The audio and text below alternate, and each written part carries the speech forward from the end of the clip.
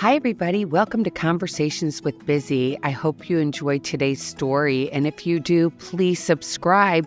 Here we go. Hi, everybody. Welcome to Conversations with Bizzy. It is episode 517 with Dr. Brian Bovee. Hi, Dr. Brian. How are you? Hey, I'm doing great. Thank you so much for letting me be on your show. It's such a pleasure to have you. So Dr. Brian Bovee is a seasoned professional in the world of technology with over 2 decades of experience shaping how digital tools engage users. Holding both a master's and a doctorate in information systems, he teaches full-time at California Baptist University, where he combines cutting edge research with a deep passion for understanding its impacts on our lives. Married since 1995 and living in Southern California, Dr. Bovee enjoys spending time with his family, participating in outdoor activities, and staying active. And it is such a pleasure to have you here. And by the way, you guys, here is his book, The Focus Faith. And we all know that I love my faith. I love God. And I love that you care about our children. And I love that you have written a book about social media and technology and how it's affecting children. And I want to ask you, first off, why did you write this book? Good question. There was a few things. I think all the way back to 2018. I think were some of the things that started me down the path. I was 2018. The internet was, kind of a thing that had been going for a while, and I read a book by a guy by the name of Nicholas Carr. It's called The Shallows. And he was one of the first people to kind of bring out the science. And this would be, again, before social media and a lot of that stuff was really ramping up.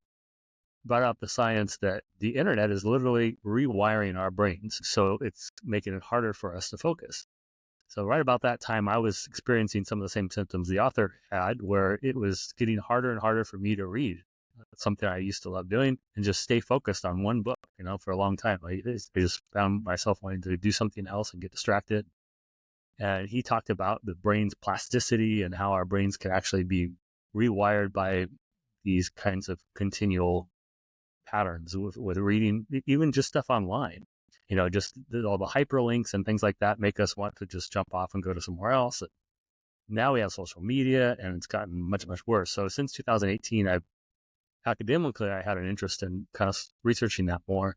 And I wanted to know really more about how it's affecting me as an academic, but also in my faith. How does that affect my ability to do things like pray and even spend time alone, And so the research is coming out more and more on the effects of things like the attention economy, which we can talk about more, and how it's affecting our brains and stuff. So that was sort of the original thing. But even recently, probably in the last year or two, I can remember my short story. We volunteered to watch our grandkids for the weekend. And so, if you've ever done that and you're my age, I'm 55. By the end of the weekend, I was pretty exhausted. I've been chasing the grandkids around. And so sat down in a chair, and my grandson started playing with some Legos, and I pulled out my phone, and I was just lost in the newsfeed for I don't know how long. I was just totally zoning out, and I'm hearing something in the background that he's saying something, but I'm not paying attention to it. And then finally, he yells. He says, "Grandpa, put down your phone." And so for me, that was a real wake up call. I was like, I'm studying all this stuff, but it's still a big issue for me. He was trying to show me something that he'd spent the last hour creating, and I could tell he was upset, and I was just completely oblivious to everything that was happening around me. And I realized this is not the abundant life, that Jesus promised. This is not the abundant life, checking our phones and being distracted and seeing what's the latest thing on social media. Right in front of me is what's the abundant life, this grandson, and I was missing it. So, that was sort of one of the more recent things that said, I need to do something about this, not only for myself, but for the other people experiencing the same kinds of things. And being a grandfather now, you're a year younger than me. I was born in 68, and so I'm already 56, and I'm not a grandparent yet. but hopefully soon. But anyway, I want to know was the difference of raising your kids pre having technology and social media compared to what it is to have grandchildren today? Obviously, you don't have your grandchildren every day like you had your own children, but what Yeah. do you see as differences? Wow. That's another good question. I think it, um, one of the key things is that my boys, they're 27 and 25, so um, they weren't exposed to everything that kids like my grandkids have now. For example, there wasn't really an option to get them started on swiping on an iPad basically from the time they're born. They were playing video games and things like that. We always had to put the limits on the video games so they didn't go over a certain amount of time.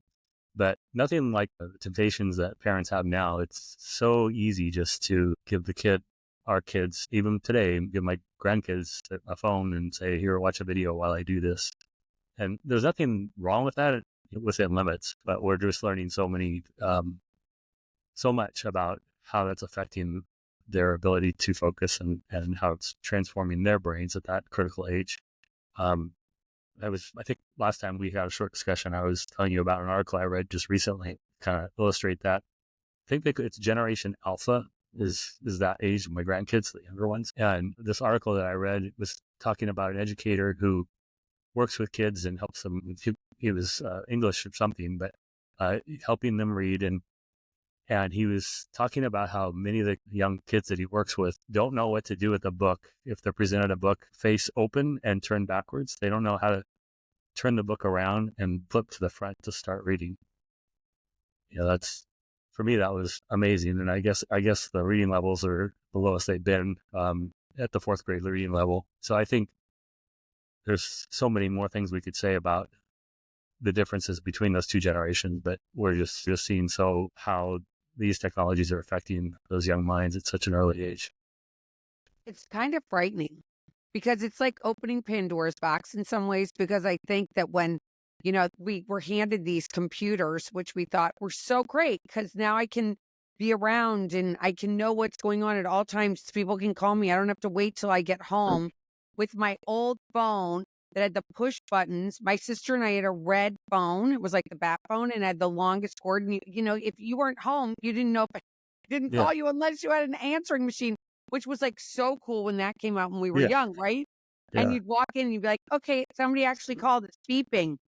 And to think kids today are constantly on these phones. And during the holidays, especially when we would go out for dinner, I would notice families walking into restaurants and young children, they're all carrying a tablet. Like, all right, we are prepared to have our children come to dinner and they're not going to participate. They're going to go into an alter universe in the phone, right? Yeah. And they're not going to be here. I remember my kids even, they'd be like sitting underneath the table going, I want to go home. I want to go home. But they actually participated in the meal instead of being in a different place. And I remember you mentioned the last time we spoke is that what happens to children when you take away all the devices? Yeah, there's been some interesting studies. One of them that they did is they had it was for teens, and they said we're gonna do a 24-hour fast, so just 24 hours away from your phone, and they recorded how they felt at the end of it, and some of the key words were, I felt miserable, withdrawal, jittery, all these horrible terms that. And I think we can all relate to that if you've ever tried to do a digital fast. But for a lot of these young people, they're on, way more than the adults. And I would say the majority of teenagers are on significantly more. The research shows that they have something like 498 pickups a day. 498 pickups a day with their phone, 237 notifications. And while we're taping this today, the news has been all about TikTok and the ban on TikTok, algorithms within TikTok that make it highly addicting, especially for that generation. And that's, I guess, in part why it's being banned. But the research shows that they're on, some teenagers, up to 7 hours a day on that application alone, TikTok. Yeah, so it's pretty crazy. And for adults, we're not a whole lot better. We're something like 144 times a day looking at our phone or checking it once every 10 minutes. So it's it's definitely a bigger problem for them, but I think all of us are being impacted in one way or another. So it's kind of like an addiction, like it would be to heroin, crack, Yep. Yep. cigarettes, Yep. Yep. alcohol. Yep. It's just as addicting. Absolutely. There's an argument that in some ways it's more addicting. A lot of people say it's more addicting just because it's um, so ingrained in everything around us. It's just constantly being fed to us. You can't just step away. We're reliant on these devices, so it makes it harder to establish habits that allow us to control it. So Yeah. what are some ways of detoxing? If somebody's listening to the podcast today and they're like, oh my gosh, I think my kids are on this too much. I mean, I was kind of excited to see the TikTok on. I never really did TikTok. I mean, I have a TikTok. I have an account for the podcast and everything, but I've never been there. And people are like, oh, you'd get so many more followers, Elizabeth, if you went on TikTok. I'm like, but I don't want to go down that nasty highway of like constantly scrolling. I mean, Yeah. you know what I find so interesting, and I wonder what your thoughts on this before we go into the detoxing. So I live in kind of a busier, in a little town, Delray Beach, Florida, and there's a whole big strip of where restaurants and bars and shops and everything are. And I so many times will be driving my car and somebody is walking across the street and they're not even looking up. They're Yeah. they're on their phone walking across the street and not even looking. I'm like, hello, I'm about to hit you, and they're like, and it's so crazy. I mean, what is that? Yeah. I think one of the things I talk about in the book is Cal Newport, who's a really well-known author. He's written some books called Deep Work and Digital Minimalism. He calls something, a key term really to what you just said. The term he uses is solitude deprivation, which is basically a term that says that we are all suffering from an inability to ever be alone with our thoughts and just alone with nothing else. Because even for the first time in the history of the world, really, even when we decide to be alone, we have incoming messages and stuff from our phone that keep us from actually just being truly alone with our thoughts. And there's a lot of reasons why people don't want to be alone, but I think that's the whole thing with why you see somebody unable to put their phone down when they're walking is that, people are just, there's that inherent response that they can't just have time alone with their thoughts, even while they're walking. That can be a real powerful thing, at least for so many people. I know it is for me to just go for a walk and have nothing else with me, and just to be able to process where I'm at in life and kind of the direction I want to go, whatever the issues are of the day. But I think that's a big factor. And how would you tell someone to detox? I'm sorry, would you say, how would I tell So somebody? what's a basic detox you would say to somebody to Oh, try? okay. Yeah. Well, I do talk about, at the end of the book, I talk about how to do an effective detox. And I don't know if you've ever done one, but the times that I've done them in the past, it's been a horrible experience. You set up a time, I'm going to go without my phone for 3 days, and then I'm just miserable for the time that I don't have it. I've had all this time that I was previously on my phone doing things, and then what do I do with all this extra time? And I'm miserable that I don't have my phone or access to it. So what I talk about in the book, a real important concept is, first of all, to start small, like 24 hours, start small and decide for you, what are the areas that you want to fast from? And so for me, social media I decided that I didn't want to get too involved in social media long ago. So for me, when I did one recently, it was on news. I needed to get away from my desire to get to the news. And so I had a 24-hour fast from that. But really important is that before you start it, identify things and I call these flow activities in the book. There's a theory called flow theory, which is, we've all experienced this. Those kinds of things are activities that you're totally engaged with, that you're passionate about. And if we think back, there's probably a lot of things that we can all think of things where time just flew by, and when we were doing it, we loved what we were doing. We know God's gifted us in this area. Those are all examples of flow. But sometimes those things get swept away, or we get distracted because of our phones and other things. So this is a perfect opportunity to reconnect with the things that God's gifted you in, the things that you're passionate about. So make a list of those things. What are the things that I want to reconnect with in my life?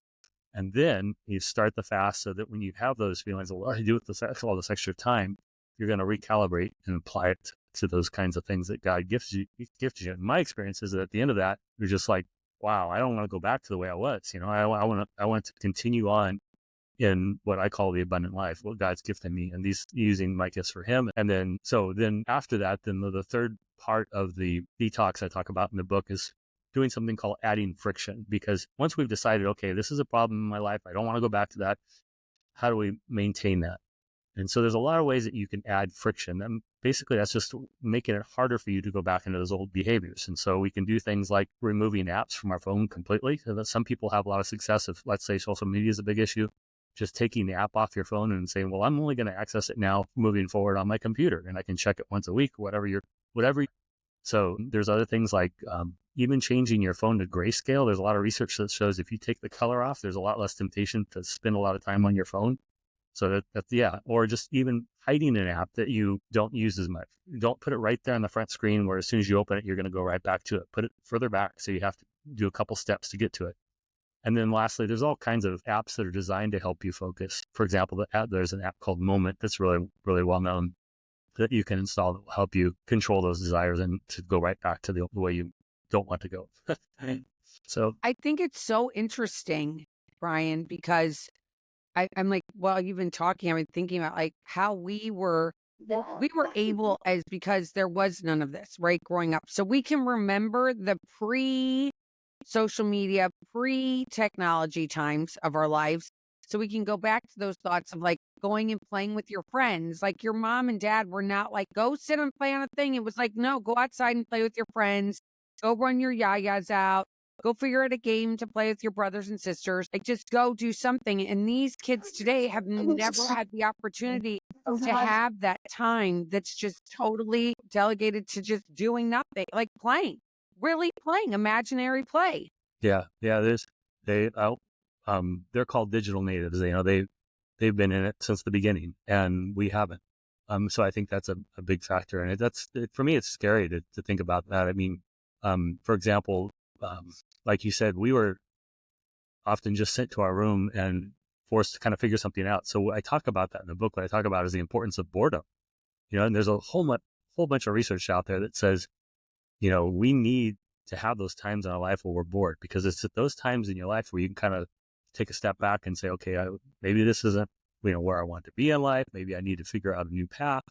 And you come up with new ideas and creative ways to move forward. And it's the same for kids. They need to have times where they have to be more proactive in deciding how they're going to use the time that they have, in their room, and not just being delivered a message through a phone where they don't have to kind of think that way.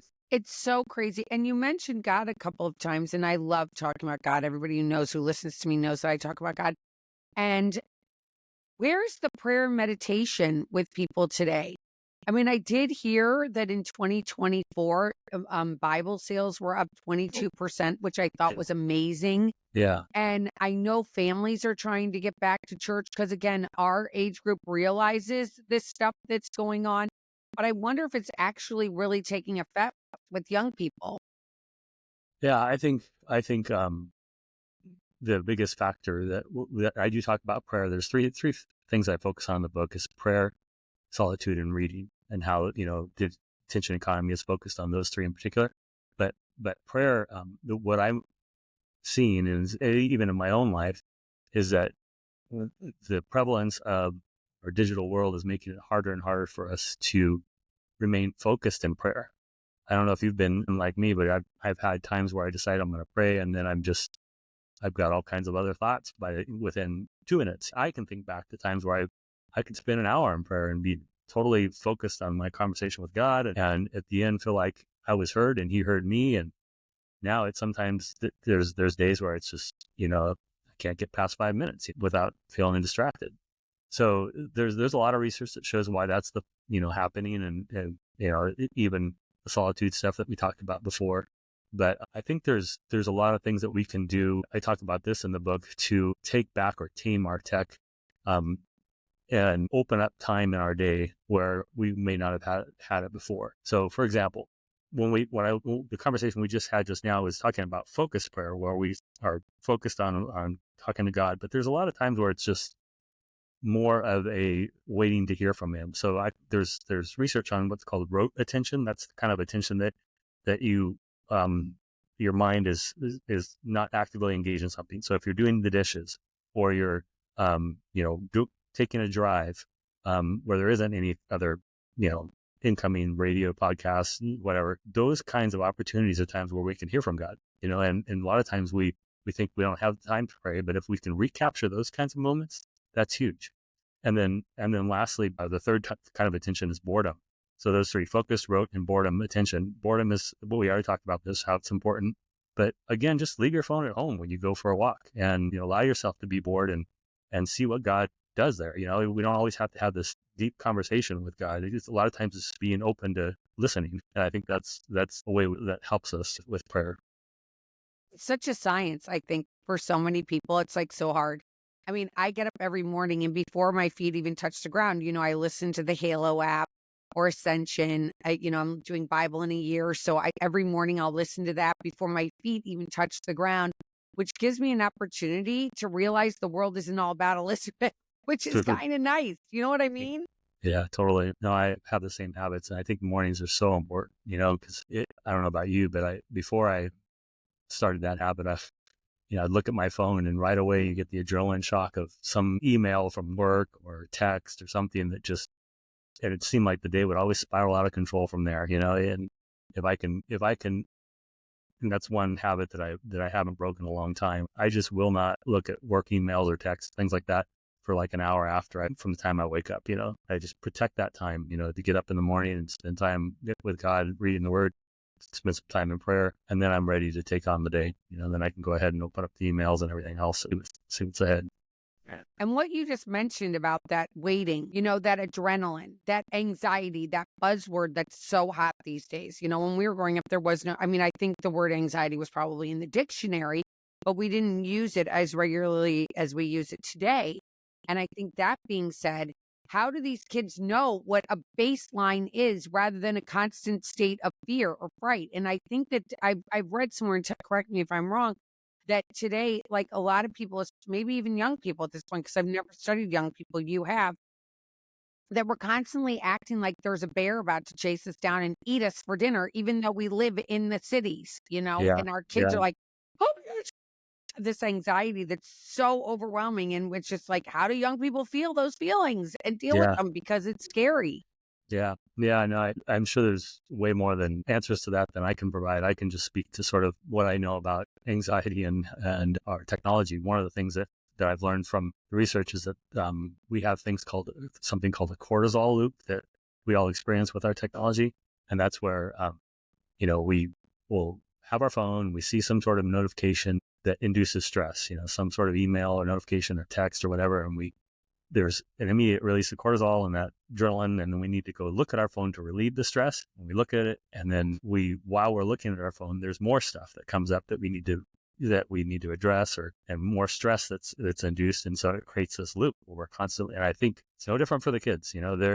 They're constantly in that same state. If there's no limits on the amount of time that they're engaged with that phone, that cortisol loop's constant. They're finding things that are always brought to them. And that's going to definitely have an effect on how they interact with the world. So for a mom that's out there, do you recommend them, like, especially after school? I mean, now I'm seeing, now that we have our new president in, which I'm so happy about, and I see that they're starting to ban. I was just watching something before before we were recording that said that they're going to start banning cell phones in classrooms. Yeah, yeah. No, there's some really exciting laws that have come out. It's like I said, I started this journey back in 2018, and it felt like nobody was talking about this. And I was realizing, okay, it's not just in terms of my faith, it's not just about avoiding bad stuff that's going to cause me to sin, but it's more. I started learning this thing is transforming me. In ways the actual device. And so yes, there's so many laws. Australia just recently, has created the law where I think it's 16 and under can't use social media. So they've got complete limits on that. So there's a lot that's happening in terms of legal actions to help with this. But I think what's really important, especially for what you do and for the people that are listening, is that I think we all need to become more of an ambassador to help continue to spread that message that, this is, we know now that this is not a good thing. It's not a good thing for us. It's not a good thing for our kids. So let's do something about it. Let's get together and continue to push more of these legal actions forward and support those kinds of initiatives. I love that. My last question is it okay to read a book on a Kindle versus a paper book because I feel like as the older I get, the heavier they are. And when they fall on your face, when you fall asleep in bed, reading Yeah. chapter, then the book, you're like, oh. No, I love my Kindle, and that's an age-old argument. My wife, she will never read a Kindle. She loves the printed page. You always have these two kinds of people. I read my Kindle late at night after she shut the light off. That's another great thing. And I can highlight everything in there, and then I can export my highlights. When I was writing this book, I did a lot of that. And I could export all my highlights, and I remember what I read. So there's some really cool things about a Kindle, but unfortunately, the research actually shows that we do tend to remember more from and interact more with a printed copy. I think it has something to do with the paper copy. But I think it has something to do with, again, all the other stuff that's on there that can distract us. And I don't know. I don't remember or know all the science on that particular thing, but it's definitely a case. So it hasn't stopped me too much. I'm always using my Kindle because you can get a book at any moment. There's so many neat things that are available. So It is. I've always wondered because my husband's the same way. He likes to read the real book, and then I have my Kindle, but it works. It has been such a pleasure to get to know you and have you on the show. I thank you so much. If you guys are interested in the focus space, detox your digital life, reclaim hijacked attention, build habits for focus and joy, check it out. The information is all in the description. You just can click it and it'll take you to the book in Amazon. Thank you so much, Brian. Again, it's been a pleasure. Good luck with everything out there in California. I'm so sorry. Thank God you guys haven't had any fires, right?